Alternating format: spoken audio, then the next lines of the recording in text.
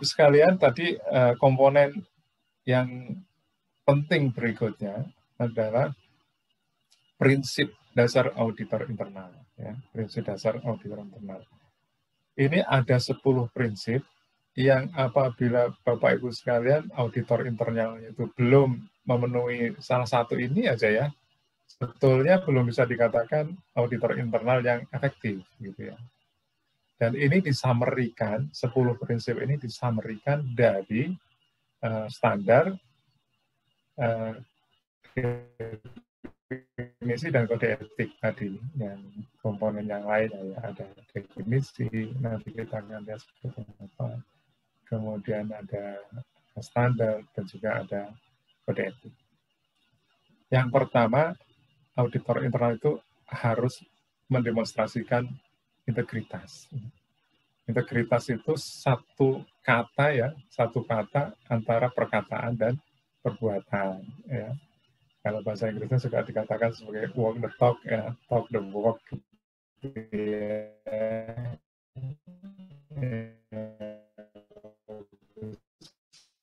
Kalian ya, itu yang diinginkan dengan kalau dia nggak berintegritas, ya kalau pernah dengar pepatah, nah kita tidak mungkin menyapu ya dengan tidak mungkin membersihkan dengan sapu yang kotor, gitu ya. Mungkin itu sangat tepat untuk menggambarkan requirement internal auditor itu harus berintegritas. Ya bagaimana dia bisa menyapu, ya bisa membersihkan apabila dia sendiri kotor, gitu ya. Yang kedua, prinsip yang kedua, mendemonstrasikan kompetensi dan kecermatan profesional. Ya. Bapak sekalian, di kode etik itu diatur kompetensi. Jadi kompetensi auditor internal nggak kompeten itu nggak boleh ya, Bapak sekalian ya. Tadi pertanyaan Bu Yusra misalnya ya, boleh nggak manajer teknik mengaudit manajer mutu ya, manajer mutu mengaudit manajer teknik misalnya gitu ya. Ya dia harus memiliki kompetensi dulu ya. Tadi saya sampaikan bukan hanya masalah objektivitas, tapi juga dia kompeten apa enggak. Kalau dia nggak kompeten, maka dia tidak bisa melakukan audit. Kemudian kecermatan profesional itu maknanya adalah bahwa kalaupun dia kompeten, dia harus cermat ya. Kalau bahasa Inggrisnya mungkin baguskan lebih familiar ya. Itu do professional care ya. Kecermatan profesional, do professional care. Jadi kalaupun ya dia jalaninya itu selengean gitu, maka dia tidak memenuhi prinsip ini ya Bapak sekalian ya. Karena selain kompeten, dia juga harus do professional care, do care, cermat. Yang ketiga, auditor internal harus objektif dan bebas dari pengaruh ya, dari pengaruh yang tidak semestinya ya. Objektif dan bebas dari pengaruh yang tidak semestinya. Ini yang tadi kemudian kenapa kok dia harus dipisahkan dari aktivitas manajemen sehari-hari ya, karena supaya bisa objektif. Karena pada umumnya orang tidak objektif kalau dia yang melakukan begitu, apalagi dia harus melakukan audit terhadap yang dia kerjakan, yang dia menjadi penanggung jawab, maka itu sudah tidak bisa objektif ya, minimal tadi yang in appearance. Kemudian yang keempat itu selaras dengan strategi, tujuan, dan risiko organisasi. Ya. Kalau audit internalnya itu, kalau misalnya yang tadi Bu Mulan ya, Bu Mulan sudah menetapkan, saya pengennya divisi ini melakukan ini, KPI-nya begini, targetnya segini. Ya. Kemudian saya menetapkan divisi ini melakukan ini, KPI-nya seperti ini, targetnya segini, gitu ya. Kemudian si auditor internalnya itu enggak mengconsider bisnisnya Bu An itu ya, pengaturannya Bu Mulan itu, malah dia ngaudit yang kemana-mana. Makanya itu dikatakan tidak selaras. Ya. Enggak ada alignment antara yang dia periksa dengan yang dilakukan bisnisnya oleh perseroan. Ini juga tidak memenuhi prinsip. Ya. Nah, biasanya auditor internal harus memetakan ya di awal tahun gitu ya, mana-mana yang akan menjadi prioritas bisnis dari perseroan atau organisasi, kemudian dia akan menyelaraskan rencana auditnya atau konsultasinya dengan apa yang akan dilakukan oleh perusahaan.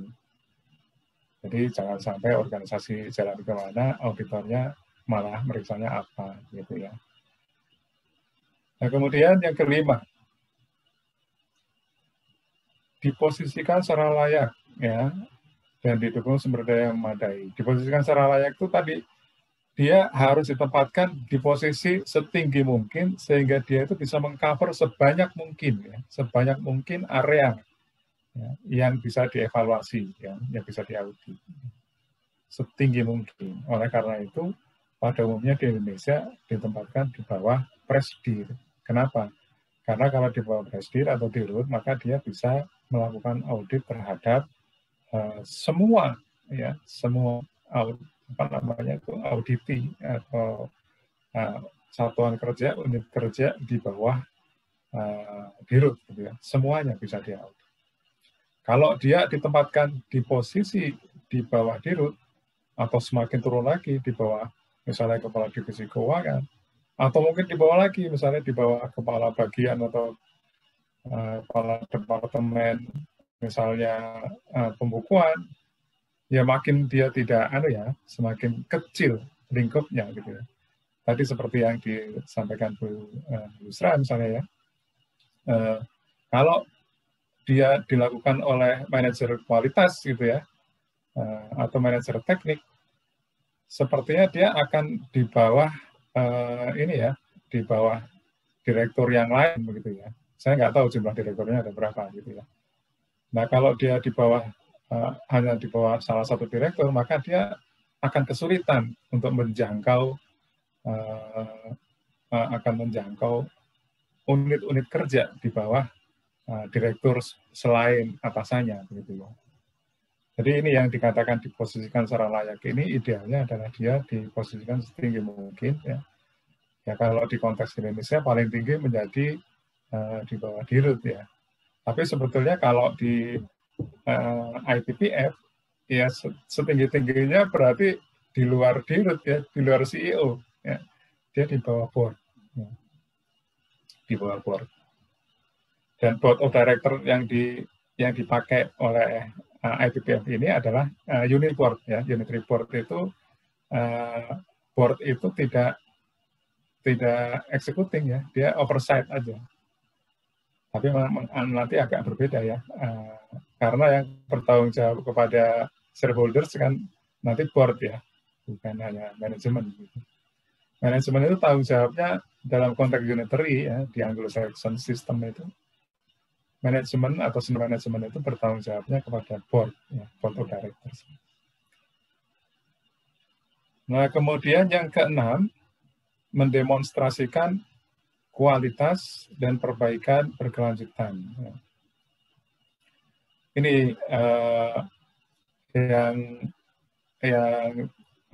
kita akan lihat di bawah nanti bagaimana auditor internal itu harus punya program yang jamin kualitasnya seperti apa dan dia harus terus-menerus diperbaiki gitu ya. Di antaranya dia juga harus diaudit ya.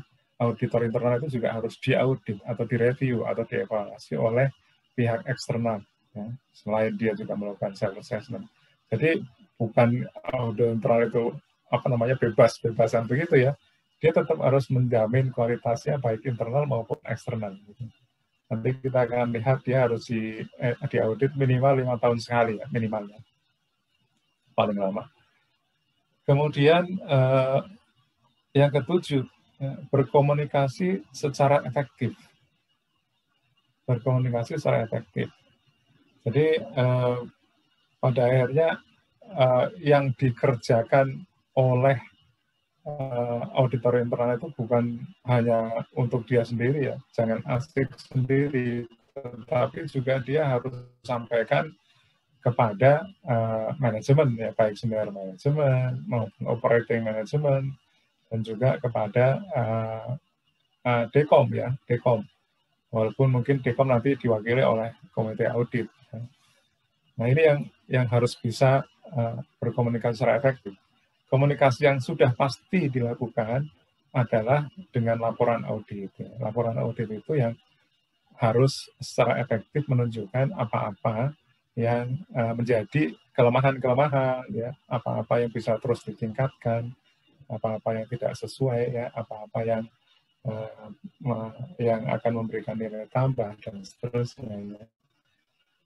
Itu minimalnya adalah laporan tertulis. Apabila dia bisa berkomunikasi atau punya kesempatan yang lebih banyak secara verbal, ya, misalnya meeting dengan dekom, meeting dengan direksi, ya, meeting dengan operating management, itu lebih baik lagi. Kemudian yang kedelapan, memberikan assurance berbasis risiko yang tadi Pak Kuntoro, ya. Jadi tapi bukan hanya laporannya aja Pak yang berbasis risiko, ya. Nanti kita akan lihat di bagian ketiga nanti, ya. Risiko itu sudah harus dilakukan sejak perencanaan. Jadi audit internal itu kan tahapannya itu pertama itu ada perencanaan tahunan, ya, atau risk assessment makro gitu, biasanya di awal tahun. Kemudian ada perencanaan setiap penugasan, ada pelaksanaan, ada pelaporan.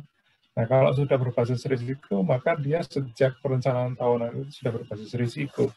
Tapi saya kira di tempat Pak Kuntoro tadi, apabila sudah bisa melaporkan berbasis risiko, saya yakin itu sudah dilakukan perencanaan juga berbasis risiko. Yang ke-9, berwawasan, proaktif, dan fokus pada masa depan. Ya. Jadi insightful, proaktif, dan future focus. Kalau sudah berbasis risiko, itu kalau memang risikonya itu benar, definisi risiko benar, maka dia otomatis akan berfokus pada masa depan, ya Bapak Ibu sekalian. Kenapa? Karena risiko itu memang masa depan. Kalau masa lalu, namanya bukan risiko, ya Pak, ya. Bu, ya. Namanya loss, ya. Kalau sudah kejadian kerugian, maka namanya loss. Kalau masih dikatakan risk, itu maka dia masih potensi, ya. Potensial event yang akan memberikan dampak buruk terhadap pencapaian tujuan organisasi atau perusahaan. Ya, jadi kalau dia itu mendefinisikan risikonya benar, maka sudah otomatis dia akan future focus. Ya. Future focus. Kemudian insight yang diberikan si auditor internal, ya, baik kepada operating management, ya, baik kepada senior management, ya, atau komisaris, ya.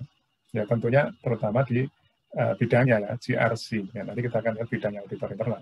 Nah, karena walaupun dia insightful, proaktif, ya tentu sesuai bidangnya, ya. Dan kalau misalnya tadi misalnya bidangnya itu apa namanya industrinya misalnya manufaktur, ya, kemudian auditornya itu CRC-nya, ya, di governance, risk management, di compliance atau kontrol, ya, ya mungkin kalau masalah apa namanya maintenance mesin, ya mungkin tidak seahli yang di bidang itu, ya, teknik, ya. Kemudian yang ke-10, mendorong perbaikan organisasi. Ini mindset, ya. Mendorong perbaikan organisasi ini mindset. Jadi selalu berpikir apa yang kurang dari perusahaan kita, bukan untuk mencari kesalahan, ya, tetapi untuk membuat organisasi kita ini lebih baik dari waktu ke waktu, ya.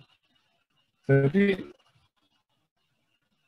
kalau kita bisa bayangkan, kalau organisasi kita ini sebuah kapal, ya, kapal besar, gitu, ya. Di situ ada bagian apa namanya itu, bagian mesin, ya, bagian bahan bakar, kemudian bagian logistik, menyiapkan makanan, kemudian ada bagian yang mengendalikan kemudi gitu ya, ada bagian kebersihan, ada bagian apa seterusnya gitu ya. Maka internal auditor itu tidak diberikan tanggung jawab yang tadi ya, operasional ya.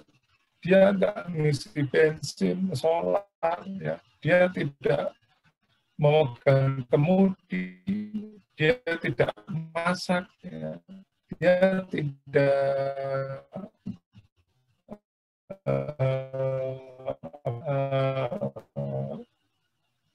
kapal, dia tidak tidak melakukan kegiatan operasional, tetapi ditugaskan untuk keliling kapal